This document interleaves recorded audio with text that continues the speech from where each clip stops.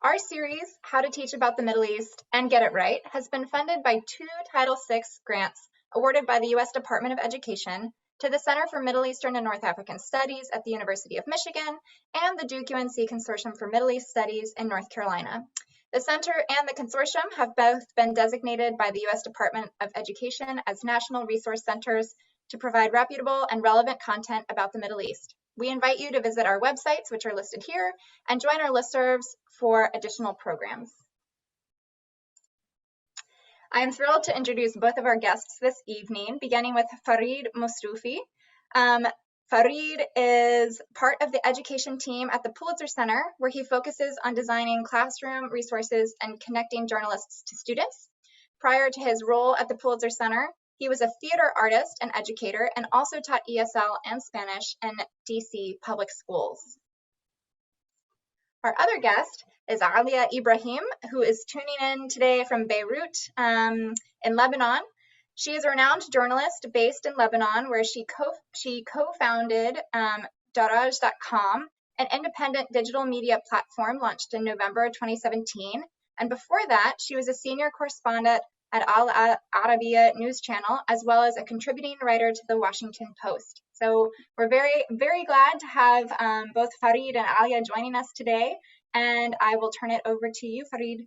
Thank you so much for having us, Emma and Rima, and just want to echo what was shared earlier, just a thanks to you all, and hope that you all get what you are looking for in this session. So that's actually where I wanted to start. If there's anything you wanted to share about what you're hoping to get out of today's session, just go ahead and add that into the chat, and then I will keep an eye on that so that as we move into the workshop portion of our session today, that we get to as many of your goals as we can.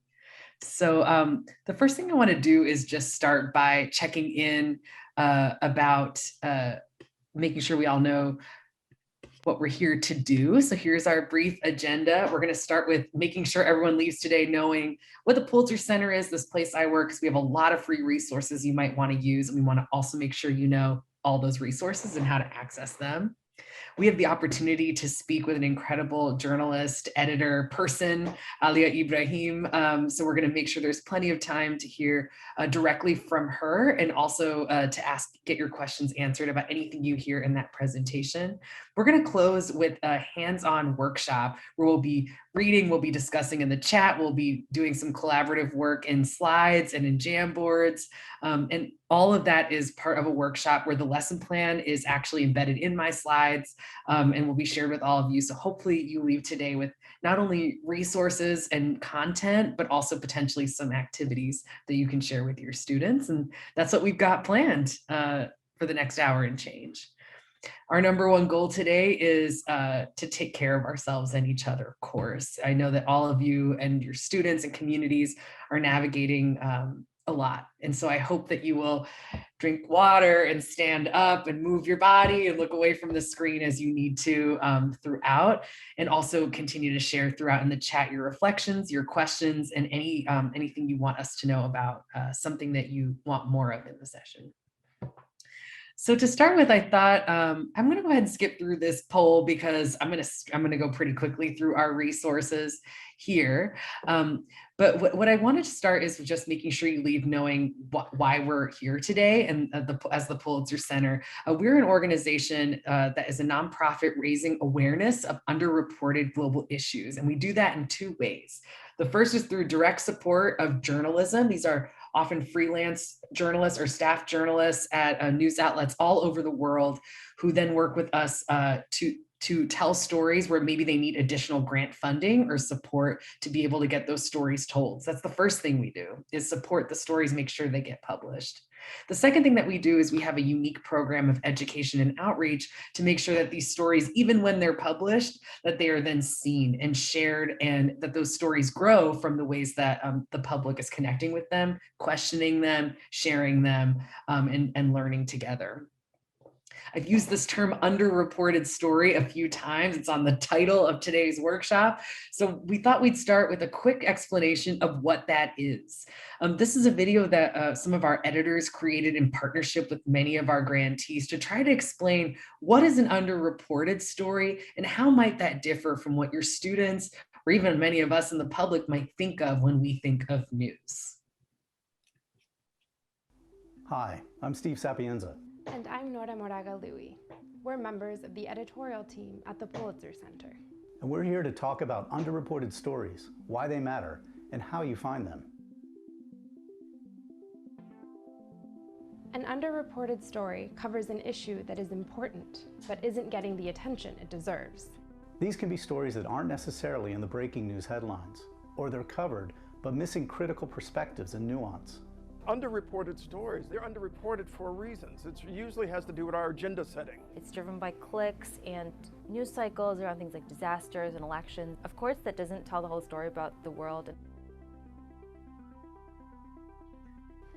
These are stories that can save lives. For example, we now know that there was far less coverage of the coronavirus issue in the first weeks of 2020 than we should have had, given what epidemiologists knew at the time. The last time there was a pandemic, in 1918, the same thing happened. The flu claimed millions of lives, but the virus barely made the front page because most news coverage focused on World War I. Underreported stories raise awareness about issues we know little about. Reading them makes you a smarter citizen, better able to make informed decisions and useful contributions to society. They also illuminate the deeper issues that we face as a society. They help us build empathy, expose corruption, hold the powerful accountable, find solutions to difficult problems, and affect change. We'll go ahead and pause there since we're going to be looking at examples throughout. This video is our attempt, and it's one we created for students to explain how what a student thinks of as news be different from what we qualify as underreported stories, those stories that are often published in the news but aren't getting as much attention and might point to some issues that might connect to students, issues that are affecting people all over the world and help us see some of those deeper connections that we all have. These are some of the places that the journalists we have worked with and supported have published those news stories. Last year, we worked with over 125 different publications all over the world, ranging from large national outlets like the New York Times, the Washington Post, local outlets here in the US, also local outlets and national, international outlets based in different parts of the world. The journalists we're working with are looking at systemic issues, and so they look a lot of different ways. Some journalists are reporting on conflict, looking at climate change, issues affecting people of all genders and all backgrounds, human rights issues, health issues, and often these issues will intersect in the stories that the journalists are looking at. At the Pulitzer Center, we have an education department with the mission of cultivating a more curious, informed, empathetic, and engaged public by connecting students and teachers specifically with these kinds of stories and the journalists who cover them. We believe that by doing that, students can practice the critical thinking, communication, media literacy, and connection skills that they need to become able to not only inform themselves, but cultivate empathy and be able to take informed action. To help prepare students to engage with these stories, with these journalists, to be able to do what I just said, we have a few programs that are available for free to all of you, and we hope that you'll engage with them. We're going to experience, I think, every single one of these as a part of today's workshop. First of all, any article that we support, whether it's video, photo series, print piece, digital piece, it is available for free on our website, where even if you don't have a subscription to the publication where that story was published, you can find a version of it on our site. We also have lesson plans and student contests that model some ways to engage students. The contests also offer opportunities for students to share their work and earn not only publication, but money. We also have opportunities for journalists to connect directly with your classrooms. We're going to experience that today. We're also going to experience a workshop that we have for students. It's one of many that we could bring to your class. And all of this is centered around the idea of helping students think about what stories might be underreported that they might be interested in, that might connect to them, that might help them better understand their world. And those might be stories outside of their communities and stories within. So focusing in on today's topic, underreported stories of the Middle East, I thought we would start with a quick brainstorm on this Jamboard. So let me go ahead and put this in the chat. And what I'd love for us to do is just hold 2 minutes for us to consider what are the phrases, words, places, but also issues and news stories that come to mind when we think of the Middle East. To share your responses, you can just click on this little icon here and it'll make a sticky note for you. And maybe some of the stories you shared at the start of the session or other words, phrases, or places that come to mind, you can share them by just typing them out, saving, and then the way you'll see it is when you click cancel, you can then move it around. All right, so I'll stop sharing and we'll take 2 minutes to brainstorm.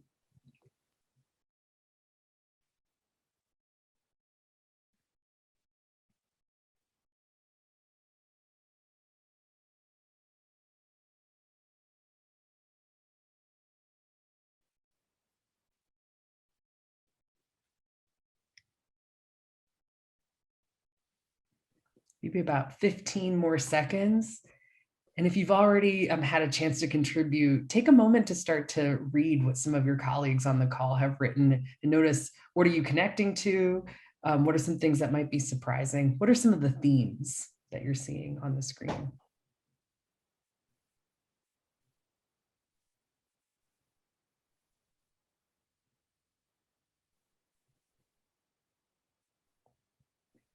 All right. I'd love to keep this open. And actually what we'll do here is I'm going to go ahead and create a second page for us so that throughout today's session, as you are hearing some of these underreported stories that the Pulitzer Center has reported and hearing directly from a journalist who's worked in many regions throughout the Middle East, what other images, phrases, and stories come to mind? Just to get us warmed up, I thought I'd start by sharing just a few images from some of the stories that we've supported in the past couple years.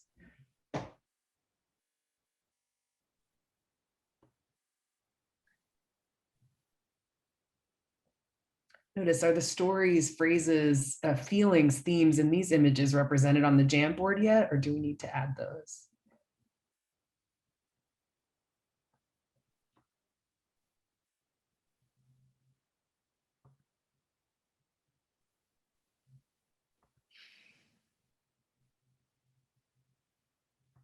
Today, these are our guiding questions. What more do we learn and connect with by exploring underreported stories? And how can we help our students find and explore these stories on their own? To get us started, we'll start with one of Pulitzer Center's programs, the opportunity to connect a journalist to your class. And today, we have a journalist with us who actually helped support the last 3 images that you saw. They were all part of this project, the COVID Desk, and the one of the visionaries behind that project is with us today, Alia Ibrahim. So what I'd love for you to do as I turn the floor over to Alia is 2 things. One, if you hear something that's new, a new story, a new phrase, a new image, add it to the Jamboard or to the chat, and I can add it to the Jamboard. And the second is we want to leave at least about 15 minutes for you to ask questions. So as you are having questions, go ahead and drop them in the chat, and we'll use that as a way to kind of find out which ones we want to ask during the Q&A. So with that, if you could all join me in the chat with sending a big warm welcome and applause to our guest, I'll turn the floor over to Alia. Thank you so much for being here. Thank you so much. It's really, really a pleasure to be here. I'm humbled and I'm very happy to be talking to such an amazing audience. I've been looking at what you're writing in the chat box. I hope that I will be able to add something today. So in order to try as much as possible, make use of our time, I will do a quick presentation about the timeline of what I've been doing over the last 25 years, being a journalist in the Middle East.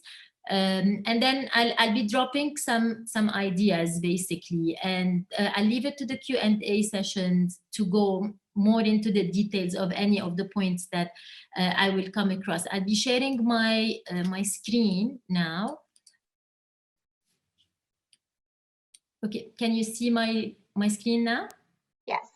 Okay, so I was asked actually to start by saying why I wanted to be a journalist in the Middle East. And the thing is, this picture that you see now is the inspiration of a young child that I was during the 80s. I grew up during the civil war in Lebanon. During the 80s, that was the time where TV ended broadcasting by 8 or 9 in the evening, where we got to see the same cartoon over and over and over again. And this was my favorite cartoon. Her name was Sandy Bell, and she was a journalist who traveled the world. I also wanted to be a storyteller. One of the first stories that were very striking to me was that of my own city. I grew up in Tripoli in northern Lebanon. And as I grew up, my city was one of the, in my opinion, most badly portrayed in international media, because it always got attention when a war was happening, and there was plenty of that, obviously. During the 80s, and that was around the same time when the Islamic Revolution was happening in Iran, Tripoli turned from being one of the most open-minded coastal cities in the Middle East to becoming named the capital of the fortress of Islam. And it was taken over by fundamentalists, Islamists, probably one of the first movements. And since then, it's been a lot of things, but the way it was portrayed in the media, and not only the international media, even regional and local media, it became a city with a very notorious reputation. In many cases, there was a lot of that happening, but in most cases, the idea of an underreported story and misrepresented story is very much a story that I grew up with for the longest time. I became a journalist right after. I did not study journalism. I studied political science. And the reason, the first job I took was actually because I was applying to a job, and on the same building, in the same office, I saw a reporter that I had a great admiration to. And I said, I'll take whatever job they give me there.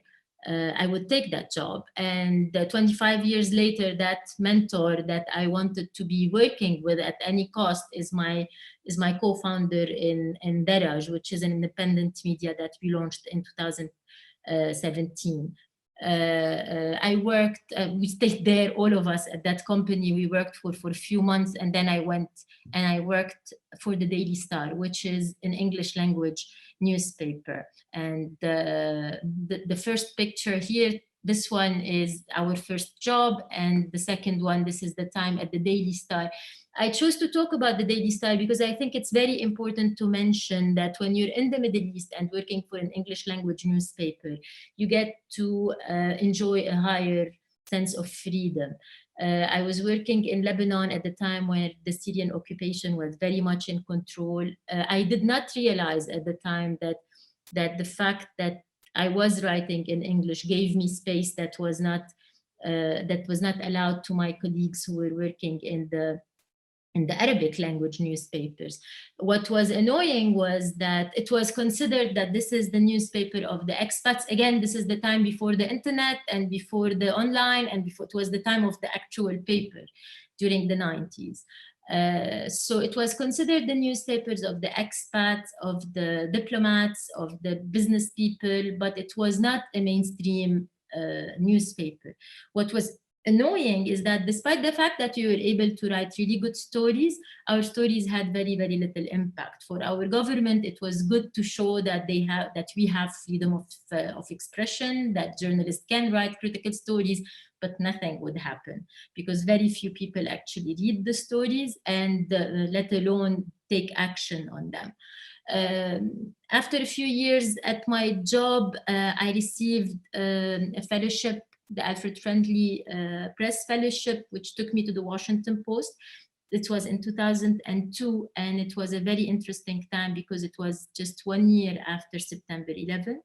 And it was a huge challenge for me being an American newsroom coming from the Middle East. The bigger challenge was that I was put to work on the cover page story for the Washington Post, which was a huge challenge for, as I was very young, obviously, at the time.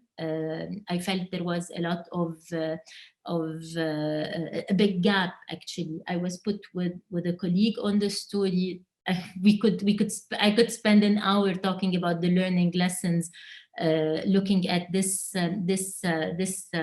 story in particular in retrospect. But I think what the reason I chose to share this is to say of how things can be different, covering the Middle East from afar, from when you're sitting in the US, or even covering the Middle East when you are in the Middle East and you're covering it in English. After I returned from the States, I stayed for another couple of years at the Daily Star. I returned. I think if I can summarize, I returned with much more confidence in journalism and in my own journalism even. And in a couple of years, I became managing editor of the Daily Star. And then after a while, I really reached the conclusion that I want to stop writing in English and I want to move to Arabic, and I want to speak to my audience, and I want to see that my stories have impact. And so at the same time, I quit print and I quit English, and I moved to Arabic and I moved to TV, which was really a huge change in my career. And maybe it's, I don't know what it was, but at the same time when I moved, it was when I was at the Star, it was a very stable period in Lebanon between the end of the civil war and 2005, which was the assassination of former Prime Minister Rafiq Hariri. With it started a series of events that were very, very fast, leading to the Arab Spring in 2011. But during this time that I started working in TV, it was really a very, very an incredibly filled time with events in Lebanon. It was still, of course, there was Iraq, there was the beginning of fundamentalism in Iraq, but otherwise, in general, the situation was stable around us in the region. Lebanon was one of the big stories at the time. At the same time, also being a journalist, I decided to start a family. Comes 2011, which, as far as I'm concerned, being a journalist is the time where I really learned about the Middle East. Until then, most of my coverages were very, very Lebanese. In 2011, I covered the Arab Spring for Al Arabiya, which is one of the leading pan-Arab TV stations. I went to Syria, I went to Libya, I went to Tunis, I went to Yemen, I went to Egypt, I covered most of the countries. It was one of the most fascinating coverages of my life, an incredible learning process. But I think the most important thing that I learned, that I took from all these stories, was the knowledge of having been there before it all turned into the wars that eventually, or the return to the dictatorship as has happened in Egypt, or the civil war as has happened in Syria. And I have witnessed it when it was full of hope. I witnessed it when it was the spring, before it derailed. This was in Syria when it was actually, we were in northern Syria when this happened, and a missile had just fell next to us when this picture was taken. But during this trip, and actually I'll go back, did I use, oh no. During this picture, this was supposed to be the early, like we were there before ISIS, we were there because the early days of Jabhat al-Nusra. And headlines were already happening across the region that fundamentalists have taken, are there, etc. So this was the beginning of it. And what we saw is that you see this frame, with a concentration of armed people, etc., etc. Outside this frame, there was countless people with countless stories. I mean, I did my best to put as much as possible out of those stories on air and on TV, but it was impossible. The most important story to put on TV was really what was happening at the military level, and that was really one of the very frustrating things. After a while, actually, in 2017. Along with my colleagues, we co-founded Berej, which is an independent media. One of the reasons we decided to do that was because, in our opinion, mainstream media was part of the problem. It was not first, things were getting worse. Yani in 2011, we could never say that we had an incredibly free space in Arabic media. But after, as of 2013 onward, things were getting even more difficult covering those stories. So we decided to move to independent, and I'll go very fast. This is where we went to, we created Berej, and we called it the third story.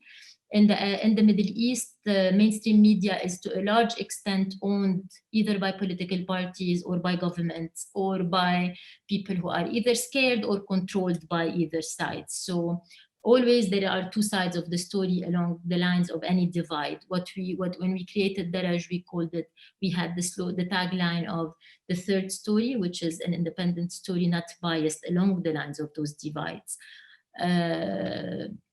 One of the reasons we wanted, again, to launch an Arabic-speaking independent media was because collaborative journalism was on the rise, and we were feeling that as journalists, we were being left behind. We wanted to take part in stories that really touched our region to a large extent, but we could not cover them properly. This is when investigative journalism also was becoming incredibly important and impactful in the region.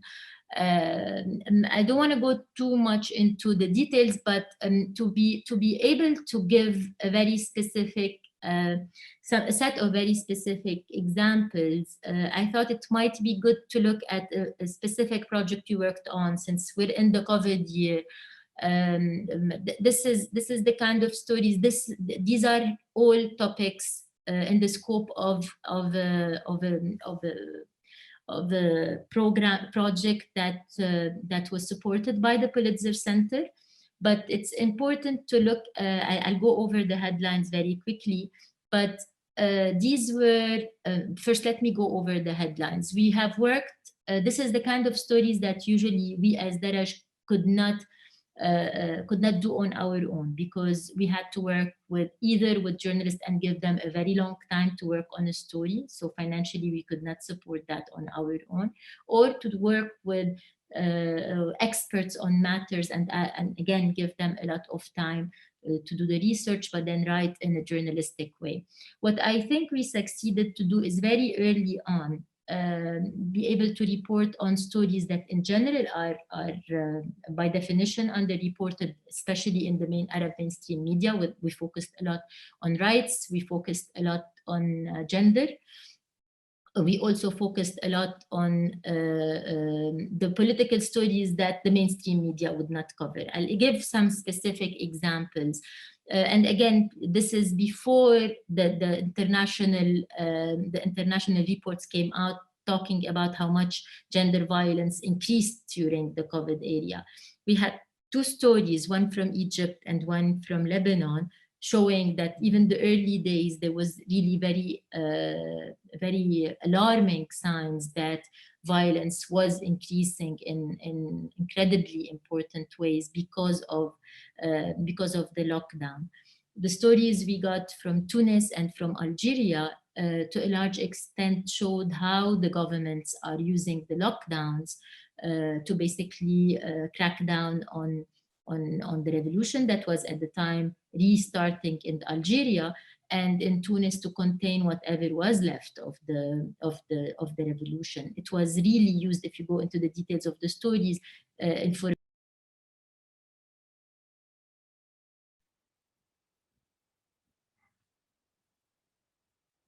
I'm sorry, something happened with the You're back. You're back. We can hear you now. Okay, no worries. So yeah, how the governments were lying about numbers and sometimes exaggerating them and sometimes minimizing them depending on their political agenda. This happened actually across the Arab world, but we had stories from Algeria and Tunis.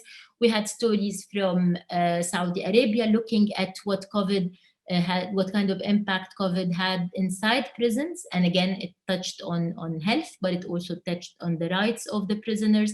And I think one of the most fascinating stories had to do with the impact that the pandemic had on terrorist groups. And for example, how ISIS dealt in light of the pandemic as opposed to how Al-Qaeda did.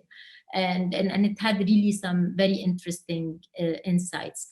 I think we can go back into talking about the details about this. I wanted also to give some examples from stories that what we would consider Berej. By definition, when we created Berej, we called it like this is how it reads. It's an impact-driven journalism. It's a media organization engaged in the production and promotion of conversational and impact-driven journalism with focus on underreported issues. By underreported, we would mean in the Arab world, it would be gender, it would be minorities in general, religious minorities, racial minorities, minorities in general, and taboos. And one thing that we have noticed since we have launched Berej is that I really don't think there is any taboo that we have not broken. And we kept testing to see what is going to happen. And we realized that if you're not sensational in your tone, there is really nothing that you can not publish or do. Now, again, we're an independent media. Our distribution is limited, so it's not like we're TV and our spread is huge. But so far, we have seen that when you propose angles and when you propose stories that the audience is not, this is why they came to us now. They come to us for what they cannot find elsewhere.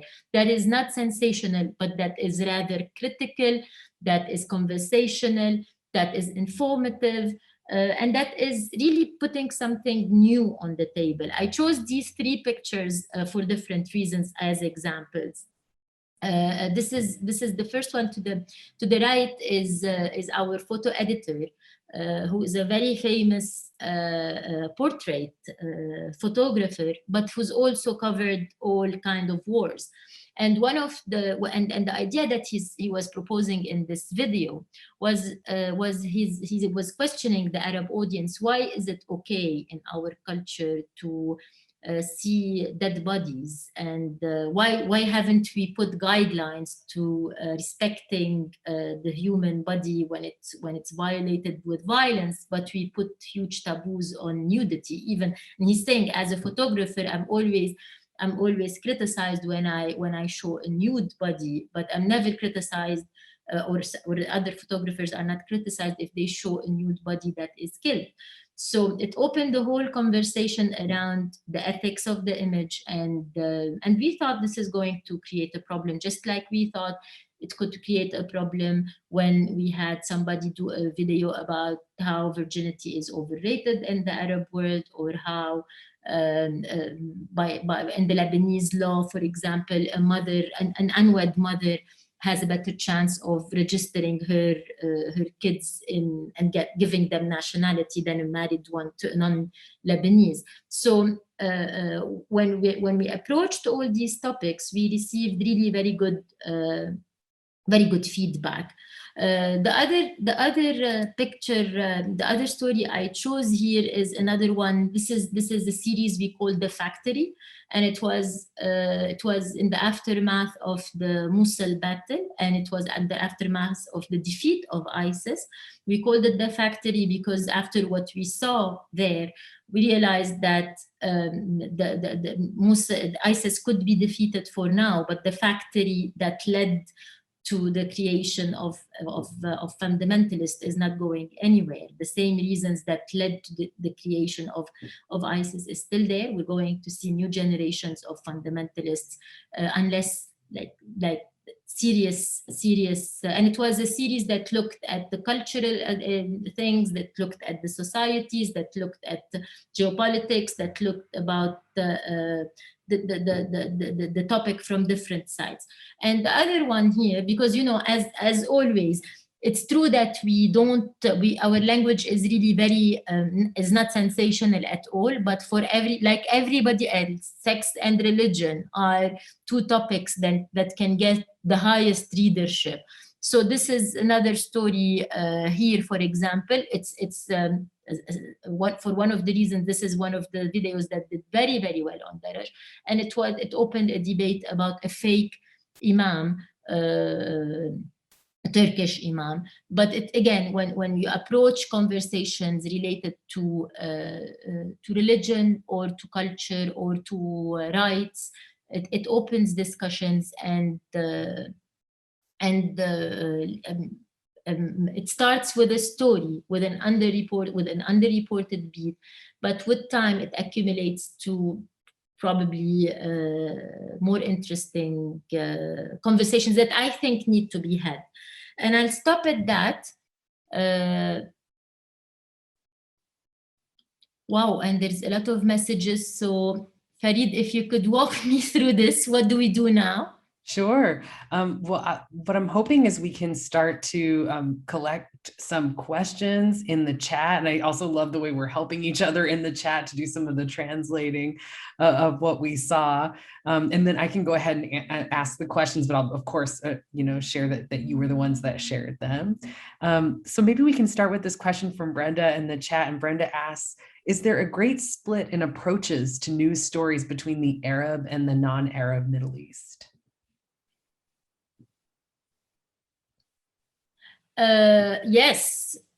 Yes, if we're looking at Iran and we're looking at Turkey, I assume, even if within the Arab news stories, there is specificities to each of the countries that we're dealing with. I think the most important split would be one of agendas, really. If the split is a political split, the divide is a political divide. Right now, it's between Iran. The most important one would be between Iran and Saudi Arabia. And I think there, whoever is on either side, then the narrative, and we're talking mainstream media here. If you're looking outside the mainstream media, then you would have a more micro. And then the scopes would be different for each of the countries. Now, if you look at any of the countries, if you look at Syria today, you will find at least the two main big narratives. You're either with the regime or against the regime, depending on where you are from the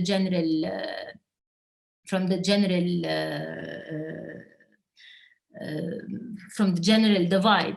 But there is not only. It's not just one split. It's depending on where you're standing. I think there is it's numerous ones. Thank you so much. Tia asks about your potentially your experience reporting on Turkey. Could you speak a little bit on any experience you've had reporting from Turkey? What are some of the underreported stories you've covered? Oh, in Turkey, I thought it was fascinating how the Turkish media, again, the issue of the language, Turkey was one of the places that I thought was most fascinating, because the Turks, what they know about the world and even about Turkey is what presented to them in Turkish. And I remember twice I covered inside Turkey that I realized that the information is incredibly limiting when you speak only Turkish. Because, for example, I remember when there was the first time was the beginning of the refugee situation of the Syrians coming from Syria to Turkey. And at the beginning, they were very welcomed, and the narrative in the Turkish media was very much that of the Erdogan the politics, the agenda.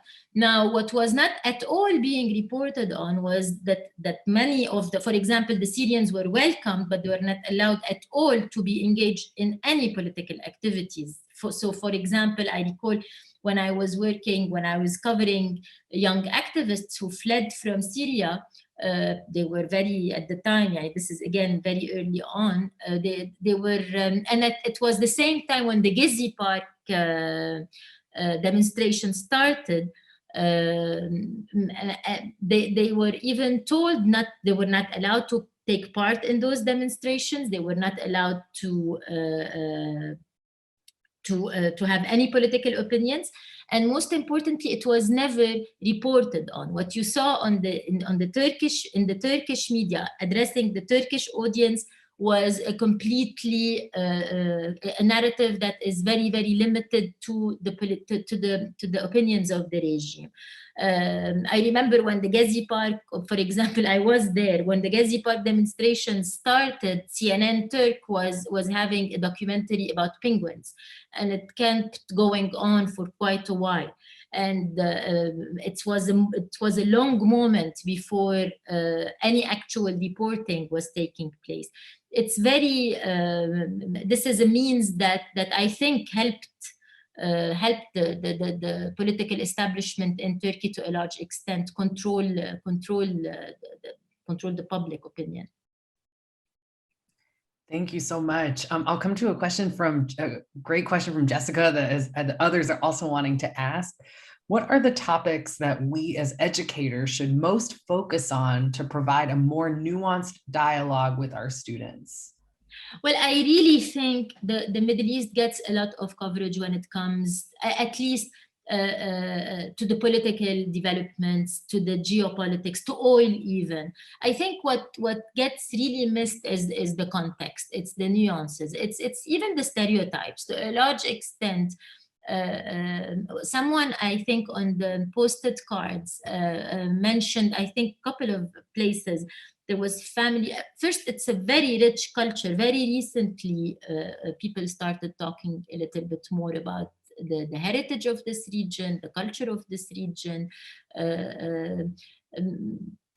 going beyond the stereotype, I think, digging into trying to understand the complexities. I've been covering this region for 25 years, and trust me, even now, it's not easy to try to simplify it. It's a very complicated part of the world, but it's a fascinating part of the world when it comes to looking at its stories outside the interest of the governments, outside the interest of the geopolitics, outside of the business interest, looking at the stability of this region, what would make people, looking at employment in this region, looking at the stories about, and not because it's a feature story or a charity work, looking at it from a more critical, but also giving it space. It barely get. I mean, I remember getting, for example, doing stories outside the very easy to sell stories for international media that can make headlines very quickly. There is a lot in this part of the world that I think women, education, cultural difference, cultural differences within the societies, getting to understand, really humanizing. I think when there is a conflict, looking a little bit outside. I think when I mentioned this picture in Syria, looking outside the frame of what makes a good picture, but there is life outside this frame that is worth looking into. Thank you. And a sort of a follow-up to that question comes from Rachel, who asks, noted that hearing about the activism by young people in Turkey was something could be engaging to students. Can you think of any other underreported stories that you've covered or that you've covered at Berej that could be engaging for teens or young people that these teachers here might be teaching who don't know a lot about the region? Where do you think, what kind of stories might you share with somebody who is wondering about what's going on? Now I can speak at the intersection of being both a mother and a journalist. I can tell you, for example, inspiring stories, and for example, if you look at the revolts, the last since 2019 in Lebanon and in Iraq and in Algeria and in Sudan, if you look at these young people who are actually leading, the real hope for the region is really in the youngest generation.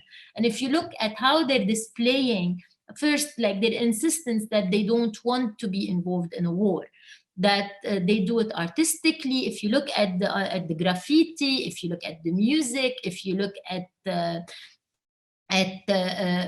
their insistence on values that are global. If you look at the younger generation and how globalized it is when it comes to activism, particularly, they look at global warming, they look at sustainability, and this is really I think this is the first time that a generation from the Middle East is not 10 years behind the rest of the world. It's thanks to technology to an extent.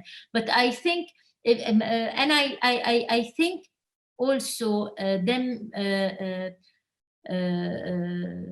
looking, I think the refugees' stories also, and what is happening with refugees across the region could be very engaging. Thank you so much. We probably have time for 3 or 4 questions. So I've got 2 in the chat, and feel free to continue to add. These 2 questions are turning to your career as a journalist.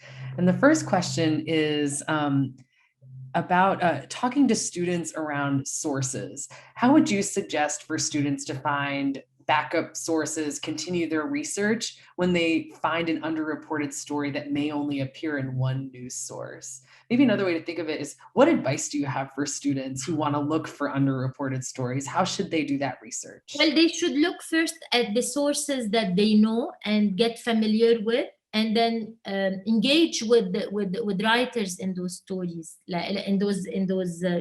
Honestly, I'm biased because probably I think independent media is a great place for young journalists to go to and to engage with other journalists from these independent media. But I also think what applies in the West applies here too. If you find a piece of information you like, or you wanna know more about, Google that person, find contact with them, send them an email and ask for more information. With Google Translate now, it's easy. I know you might come across something that requires communication in Arabic, but to an extent, this is doable right now. And people here, in general, would I think make themselves. I mean, it depends on what kind of stories and what kind of sources we're talking about. If we're talking about it really depends on the stories, but I really think it's the same rules that would apply. Researching a topic more, going to sources that are credible, that are reliable, and then digging more, and then communicating with the people. That's fascinating. I wonder for how many students they would be surprised that they could actually reach out. Not only students. I mean, it's really, people think that they will not get an answer, but most of the time you do. You just have to start by making the initiative. And another question about your experience as a journalist. Grace asked about what has been the impact of speaking English and Arabic on your career, How has that influenced your reporting and your career opportunities, particularly also as a woman in the field? Well, till now, it continues to be, I'll be perfectly honest, it continues to be one of the biggest challenges. I like to think, and I like to fight for closing the gap between the two languages. I like to believe the values are the same, whether you're speaking in Arabic or in English.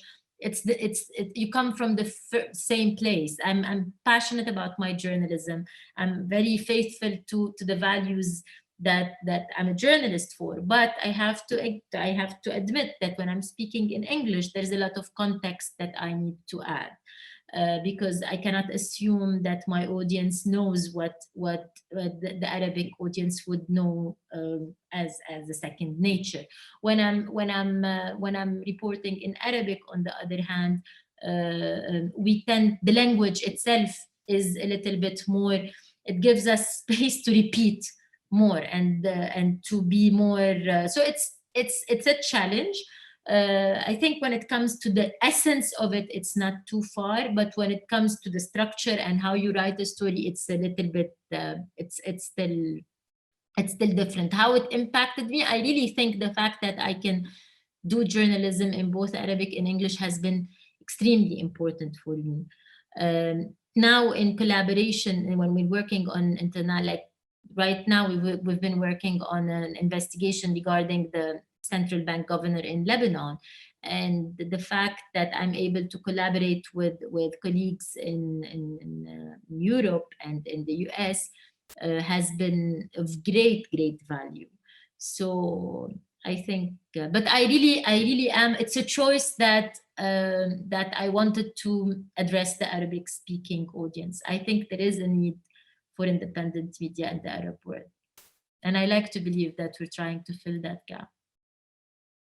Thank you so much. We are about to transition to the workshop portion of today. So before we do that, do you have any last bits of advice for all of us as educators well, maybe I can sneak this question in. Anything you can share about the story you're working on about the central bank? Yes, our story actually eventually led to the central bank's governor's assets being frozen in Switzerland, and now he's being sued in the UK. So we're very happy. What we discovered basically is that for a very long time, the central bank governor has been sending his own fortune abroad, while we in Lebanon right now have over 2.5 million depositors who have their money stuck in the country, and we're dealing with one of the biggest financial crisis in history.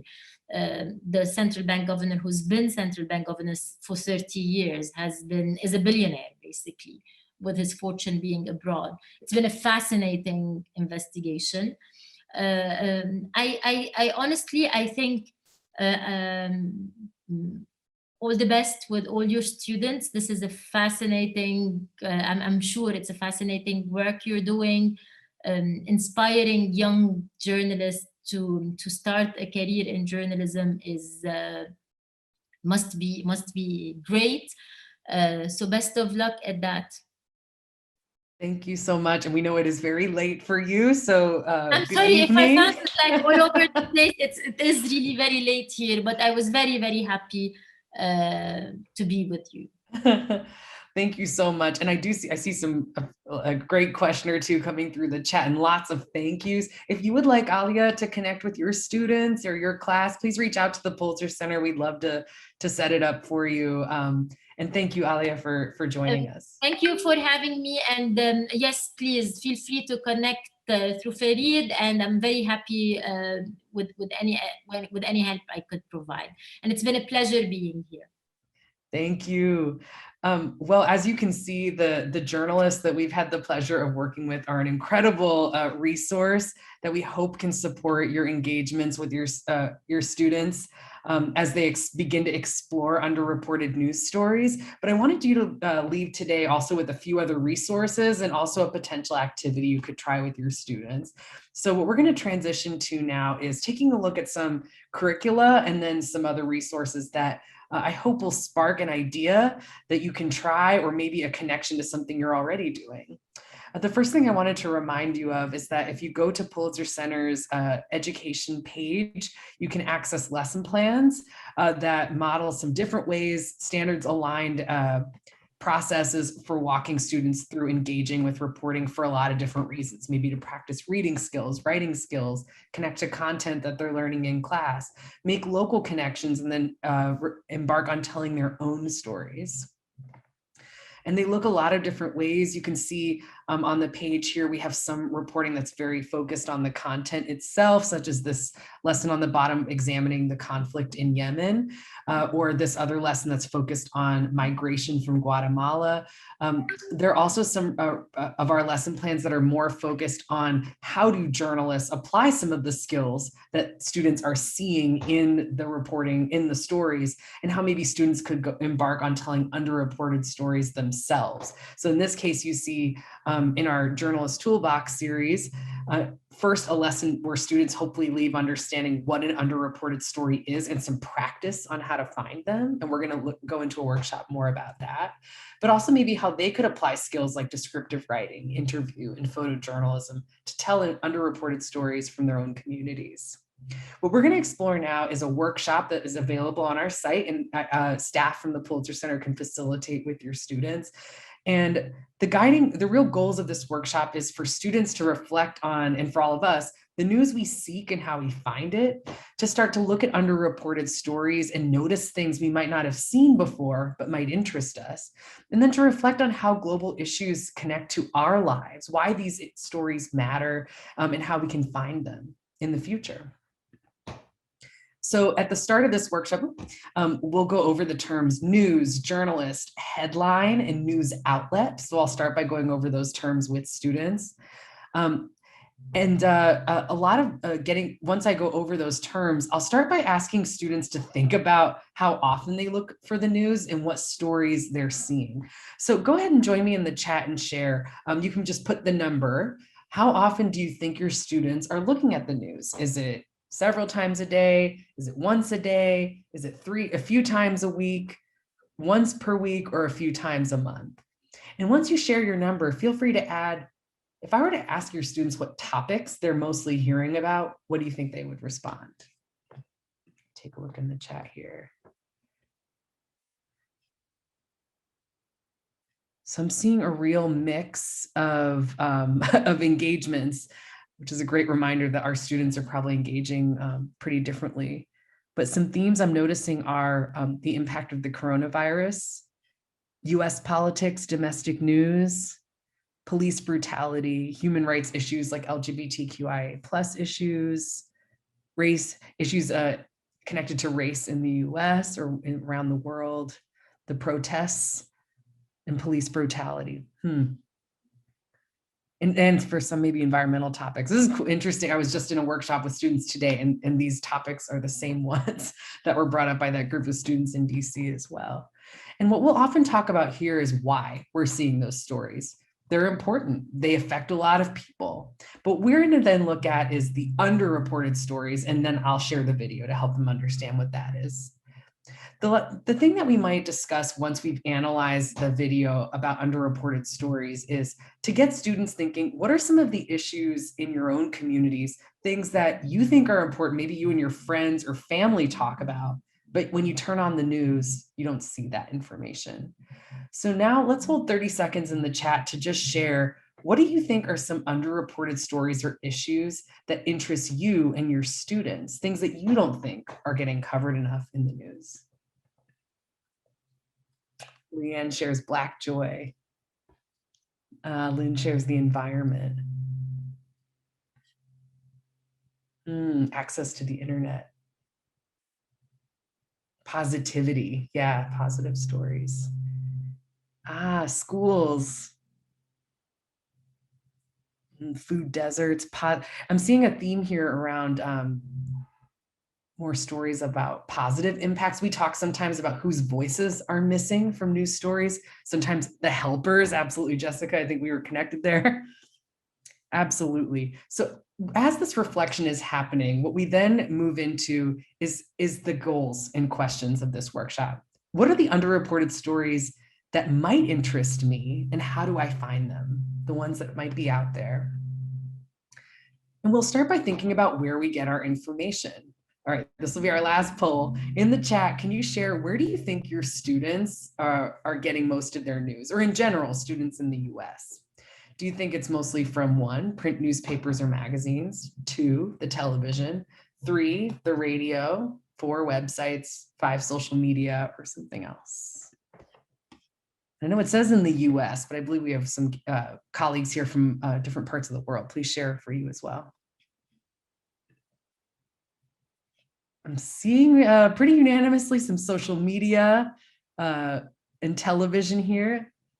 Let's take a look at how what we're seeing among our students is comparing to the rest of at least the US. This is a study from the Pew Research Center from 2018. And what I've done here is just, what I'll do is scan over to the left, this 18 to 29 group where our students are headed. Maybe some of our students are now. And I noticed that that large purple bar on the bar graph, yes, points to social media. Just notice what happens to that purple bar as the population gets older. So we're seeing that our younger audiences are looking more at social media, meaning that might be a good place for us to start to look for underreported stories. So let's imagine that we are looking at our Instagram, a stream of images, and this image pops up. Let's start with a quick strategy that might help us point to an underreported story. Start by noticing your interest.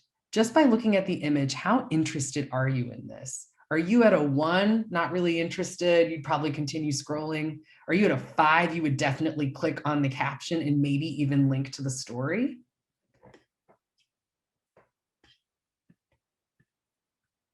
Okay, and just notice the mix of responses here. This is where I'm really hoping students start to think and notice their preferences and how the ways that we are drawn to different stories ultimately lead to us having different understandings of the world. So one tool we can apply here to maybe pause and notice something that we might not have noticed before is to give this image 30 seconds of our time. And we'll start with first 3 observations. What do you see? For example, I see on hangers, clothing above somebody and clothing also in front of them. Intimate wear adds Anita, a woman alone masked adds Tia. This is also often, you've probably done this, you'll have to remind students, let's focus on what's in the image and be careful of making assumptions. Let's just start noticing the details. Before we start to predict what the story is about, our brains do love to go there. Let's try to put a pause and ask ourselves, what do we want to know? As we look at this, what's something that we're curious about that we could ask ourselves? I might ask for myself, why is this person surrounded by intimate wear? Rachel asked, where is this? Amy asked, who is she? Did she make them? Now that we've started to form some questions based on our details, let's make a prediction. What do we think this story is about? Who do we think? And here's some questions I'll often ask students to consider. Who, what, where? And with that, why, knowing this is an image from a news story, why is this news? You know, and remember, we'd have talked about what news is at the start of the workshop. Once students have made their predictions, I'll ask them, did your number change? What about for you? Now that we've spent about probably a minute at this point with this image, is anyone more likely to click on the picture? Maybe, maybe not. Just notice, Emma says yes. I've had students say no, but often students will notice, okay, maybe by giving myself a moment with this picture, I might be more interested. Let's see what happens for those of us that click on it. We go to a story that is not in English, but luckily I do have the translation here. And the headline is Photo Essay, Behind Veil and Breathing Mask. The news outlet is at the top left here. It's Spiegel, which I believe is a German paper. Here's our lead, the opening lines of the story. Iranian women earn only a sixth of what their husbands receive on average in income. 58-year-old Zahra sells lingerie on the market in Gorgan, capital of the province of Golistan. She's divorced, her children are married, and she lives alone. But because of the coronavirus crisis, she was unable to pay rent for 2 months and is afraid of eviction. She currently earns an average of around 5.5 euros per day, which is not even enough for food. Like Zahra, numerous Iranian women are forced to work despite the risk of infection and the threat of a fine for violating the quarantine rules. So what new details, what's underreported about the story that we saw here? Something that maybe you didn't know about before? Anita, I appreciate that. Women getting it done, says Grace. Quarantine in Iran. Amy adds that it might be underreported for some of our students that men and women that women are getting paid less, adds Rima. The COVID is affecting men and women differently, says Amy. Often this is where I might ask students who learned something they didn't know before, who learned something interesting that maybe they think other people should know. And this is actually part of a series of photos in Spiegel that come from photojournalists throughout Iran. The story is looking at the impacts of the coronavirus on women throughout the country. Here's an example, a story about a piano teacher, a story about a woman who runs a home for injured animals. As students are exploring, the last thing I'll ask them to come to in this workshop is, okay, so maybe you learned something interesting and new. So what? Why does this story matter to you? How can you connect to it? Here, what we'll practice as a group is for students to think about how might this story and its subjects connect with you and your community? Can you relate to the people or the subjects of the story, the location, or maybe the issue? Here's some connections I made. One, this one I had a pretty clear connection. My family is Iranian, and I'm thinking now about job opportunities for my cousins, especially my female cousins in Iran. I can imagine members of my own family might be navigating some of these challenges. Another connection I'm making is I live in DC in a neighborhood where a lot of people have been, their jobs and concern for their homes have been heightened during the coronavirus pandemic. So that's another connection I'm making. The third thing I'm noting is in my country, there's also here in the US a disparity in pay for between men and women, although I notice it's really different. I believe the story said that women are paid 1/6 of what men are paid in Iran, which is a little different from here in the US. Is this something you think, what connections do you think your students could make to this story? Let's hold just 30 seconds for any connections that you're making. Tia shares the impacts of divorce.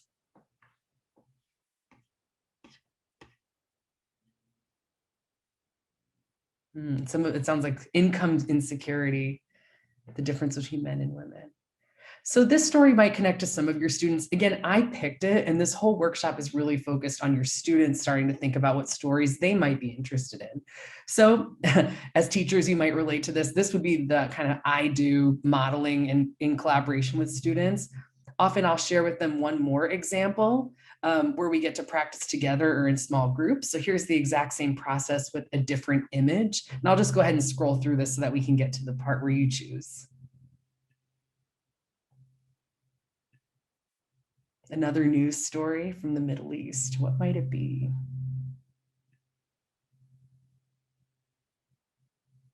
Hopefully students are noticing at this point that by just holding a little bit of visual thinking strategy while they look at images on Instagram, they might find themselves drawn to some more underreported stories. Here's the headline for the story that goes with this image. Can anybody catch the outlet? Does anyone see where the news outlet is? This is where I work with students to help them practice how to find where a news outlet is when they click on something from social media. Yep, you got it, it's the AP. Yes.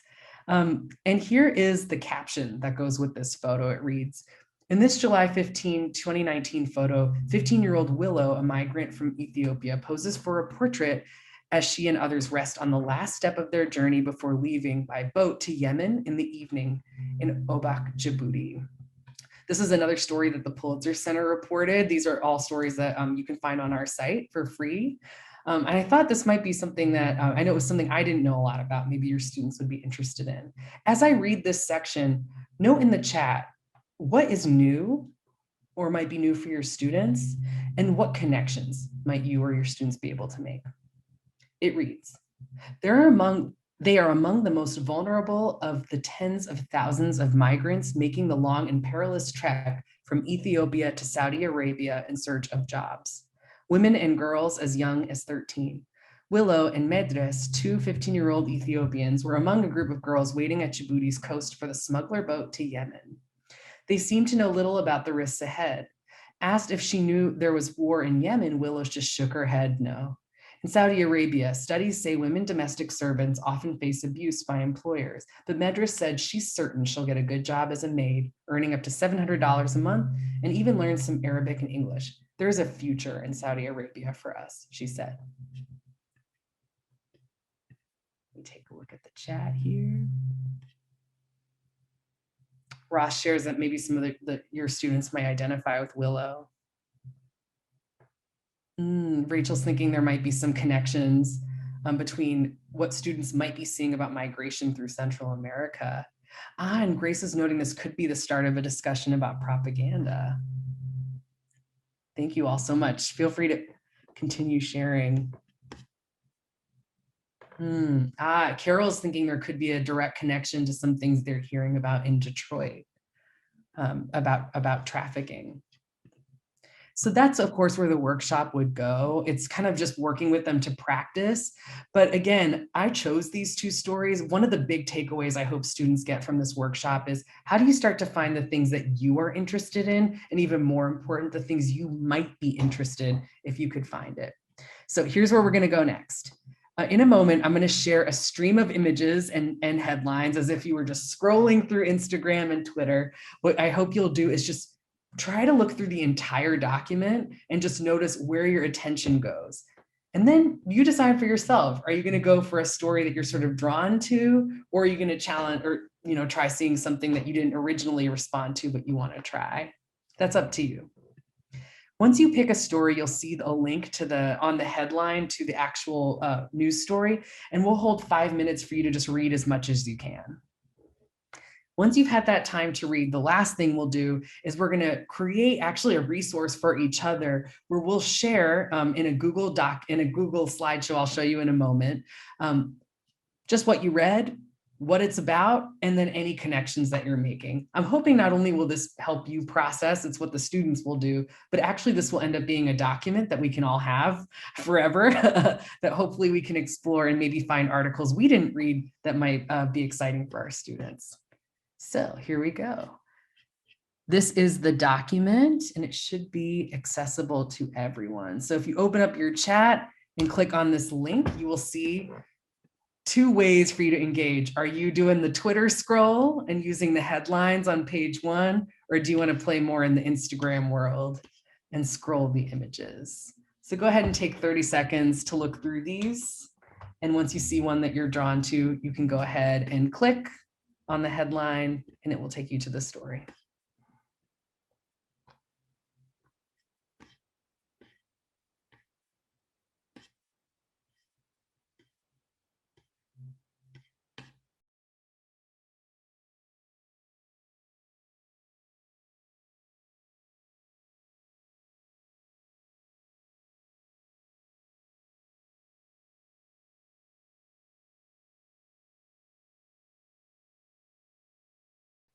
All right, in a moment, I'm going to go ahead and start the 5-minute timer. And at the end of that time, and it can just be at the end, so take 5 minutes to read, I'm going to share in the chat a link to this slideshow. And you'll see this is actually editable by anyone. You can just find a slide, add your name, and you can see here's mine, where I just added a little bit about the story that I read, and I actually just copy and pasted the picture here as well, so that that can be accessible to anyone who wants to read it. So this is where we'll be doing our processing for the next 7 minutes, 5 for reading, and then about 2 for us to share our thoughts in the slideshow. All right, 5 minutes, I'll leave you alone for that time. All right, and that is time. If you haven't already, feel free to open up the slideshow and add your reflections on the story that you read. However, I'm noting the time, so I'm going to go ahead and just show you the rest of the workshop. So if you're thinking, actually, I would rather, it's hard for me to type and also listen, go ahead and don't worry about adding your reflections in the slideshow for right now. And you can just stay with me here as I show you the end of the workshop. So what students will be doing is I have the Google slideshow as an option for remote and we're unable to sort of chat in small groups. But what I would do is put students in small groups to answer these questions. What was the headline of your story? Practicing finding that. What was the outlet? Practicing finding that. Summarizing the story and then thinking about their connections. And from there, what my hope is the students leave with an in-depth look at not only the 2 stories I modeled and the 3rd story they read, but at least a few others that their classmates shared with them. From there, what do they do with that information? Here's one extension idea. One thing I'd ask students to do is to, from all the stories they shared, pick the one they think most connects to their community, and then use that story as the inspiration for an original newspaper called that's focused on underreported news stories, where they not only share that story, but also pair it with a local story they think connects. And here's an example of a slideshow that I created for students that they could use to try that activity. So here's my example. There's my title. Here's the story from the Pulitzer Center that I shared. And here's a local story that I shared. So that's one activity you could try with your students. Another thing that students could try is they could take lines from the story they read and use those lines as the inspiration for an original poem. This activity is something that's built into another workshop we teach called Fighting Words, a poetry workshop aimed at creating original poems inspired by underreported news stories. This might be a fun one to bring you to your students this month because they actually could submit the poems they write to our annual contest. The deadline is not until Saturday, May 15th, so they have plenty of time to submit. And if you want to see a version of this workshop that focuses on poetry, we're also taking the next 3 weeks to bring that workshop into schools and would love to share that with your students. The third extension is really a discussion about where students get their news. They start by reflecting on who learned something new or interesting. Did they learn something they think others should know? And then ultimately they deal with the murky question of, why didn't I hear these stories before? All the stories I'm looking at were published. How did I miss them and how can I find them in the future? And that's sort of an open-ended discussion that I would lead with students, or I've seen teachers lead it even better with students. So that's where the workshop ultimately goes and hopefully ends where students are thinking of their own ways to access these kinds of stories on their own. These are just a few examples of what students have shared with me as ways that they thought they could start to find underreported news stories.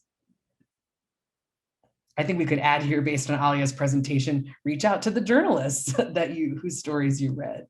But again, that is just a structure that can go in a lot of directions for getting students thinking about finding underreported stories. The lesson plan is linked in this slideshow that you'll receive, but you can also contact the Pulitzer Center if you'd like to bring this to your classes. And that brings us to the end of our workshop. I hope that you were able to find a resource or an activity or just a thought that that you're taking from today to bring to your students. I'm going to go ahead and turn it over to our host, Emma, and I'll join you in the chat to share a link where you can sign up for our newsletter for additional opportunities. I'll also share my email there. So if you want to connect to anything shared today, you can contact me to get that shared with you. Thank you all so much again, and over to you, Emma. Thank you so very much, Fareed. That was an amazing presentation and conversation with Alia, and then really wonderful to hear about the many ways that our attending teachers can engage with the Pulitzer Center's stories on your website and other activities and things that you all do.